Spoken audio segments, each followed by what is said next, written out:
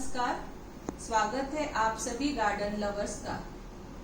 आज मैं आपको बताने जा रही हूँ कि किचन वेस्ट से कंपोस्ट बनाने का आसान सा तरीका।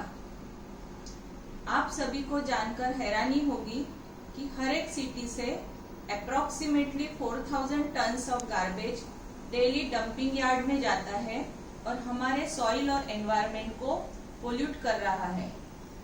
तो क्यों न हम एक कदम स्वच्छता की ओर बढ़े।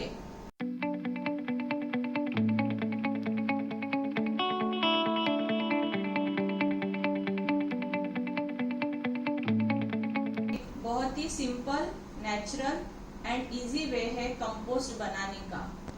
और सबसे इम्पोर्टेंट कि हमारा घर का गार्बेज डंपिंग यार्ड में न जाते हुए हमारे गार्डन को ब्यूटीफुल बनाएगा। तो आइए जानते हैं what is composting. Composting means decomposition of organic matter. Decomposition is a biochemical process in which microorganism breaks down the organic matter and makes fertilizer or manure. Compost बनने के बाद हमारा इस तरह का कंपोस्ट हमें रेडी मिल जाता है। अभी ये कंपोस्ट के क्या बेनिफिट्स है। सबसे पहले हमारे मिट्टी की क्वालिटी बहुत अच्छी हो जाती है। इस कंपोस्ट में वो सभी न्यूट्रिएंट्स है जो हमारे प्लांट्स को हेल्दी और डिसीज भी रख सकते हैं। इसमें नाइट्रोजन, फास्फोरस, पोटेशियम और माइक्रो न्यूट्रिएंट्स होते हैं जैसे कि कैल्शियम, मैग्नीशियम, आयरन, जिंक और कॉपर। तो ये हमारे प्लांट्स को हेल्दी और डिसीज फ्री रखने में हेल्प करते हैं। हमारे प्लांट्स के जो फ्लावर्स होते हैं उसकी क्वांटिटी ज़्यादा हो जाती है और फ्लावर्स के कलर्स भी अट्रैक्टिव होते हैं। अभी हम जान लेते हैं कि हमें कौन से चीज़ों की रिक्वायरमेंट है कंपोस्ट बनाने के लिए। सबसे पहले हमें चाहिए हमारे किचन का वेस्ट। आप देख सकते हैं कि इसमें वेजिटेबल का वेस्ट है, आप इसमें फ्रूट का वेस्ट, हमारा जो डेली फ्रूट का वेस्ट निकलता है, फ्रूट के वेस्ट पील्स निकलते हैं, वो यूज कर सकते हैं। उसके बाद हमें चाहिए ड्राई वेस्ट जो कि हमारे गार्डन से इजीली हमें मिल जाता है। ये है गार्डन की सॉइल जो हमारे घर में इजीली अवेलेबल होती है। ये सिंपल गार्डन की सॉइल है। थोड़ा सा बटर मिल्क चाहिए और थोड़ा सा वाटर। तो ये सब चीजें हमारे घर में बहुत ही इजीली अवेलेबल होती है और हम इसी से कंपोस्ट बना सकते हैं। तो आइए जानते हैं। और एक ये मिट्टी का पॉट चाहिए। मिट्टी का ये कोई भी आप पुराना मिट्टी है, इसमें नीचे भी एक होल कर लेना है। जैसे कि आप इसमें देख सकते हैं कि एक मिट्टी के पॉट में मैंने होल कर लिया है, एक सेंटर में किया है, साइड में किए हैं और पॉट के दूसरे साइड में भी होल्स किए हुए हैं। होल्स इसलिए करने हैं कि हमारा इसमें अंदर एयर सर्कुलेशन अच्छा रहे और ऑक्सीजन का सप्लाई कंपोस्ट में मिलता रहे। ये मिट्टी के पॉट में किस तरह से कंपोस्ट के लिए लेयरिंग करनी है।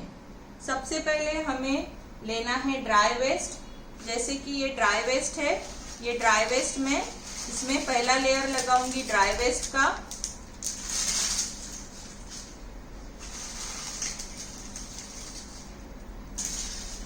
एक ड्राई वेस्ट का लेयर लगाने के बाद मुझे 2 से 3 फीस्ट भर के गार्डन की सॉइल लेनी है। ये सॉइल मैं उसके ऊपर ड्राई लीव्स के ऊपर डाल दूंगी।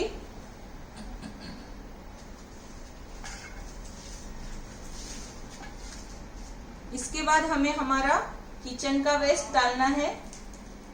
किचन का वेस्ट एक लेयर किचन के वेस्ट की डाल देनी है।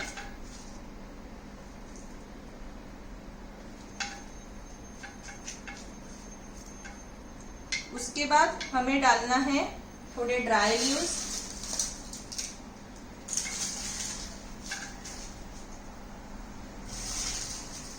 ड्राई लीव्स का एक लेयर डालना है।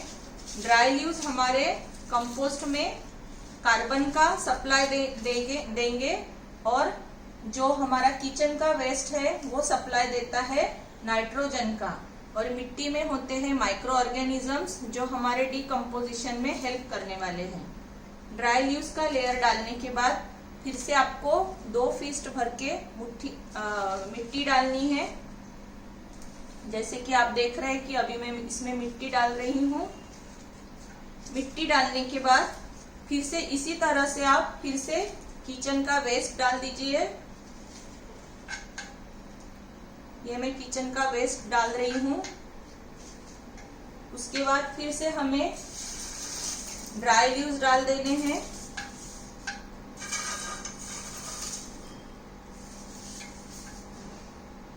ड्राई लीव्स के ऊपर मिट्टी की एक पतली सी लेयर डालनी है।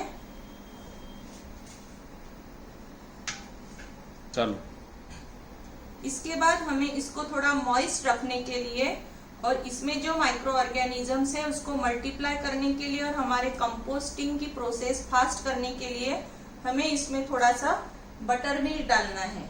अभी आप देख सकते हैं कि मैं बटर मिल्क थोड़ा सा स्प्रिंकल कर रही हूँ ताकि हमारा जो अंदर कंपोस्ट के लिए मटेरियल डाला है वो थोड़ा मॉइस्ट रहे।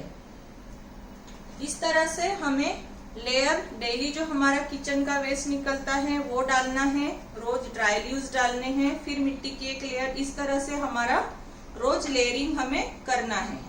जब आपका पॉट पूरी तरह से भर जाएगा तो बीच बीच में आपको 8 से 10 दिन के बाद इसको कोई भी स्टिक की सहायता से ऊपर नीचे करना है ताकि इसमें एयर सर्कुलेशन अच्छा रहे और कंपोस्ट बनने में कंपोस्टिंग की प्रोसेस फास्ट हो सके।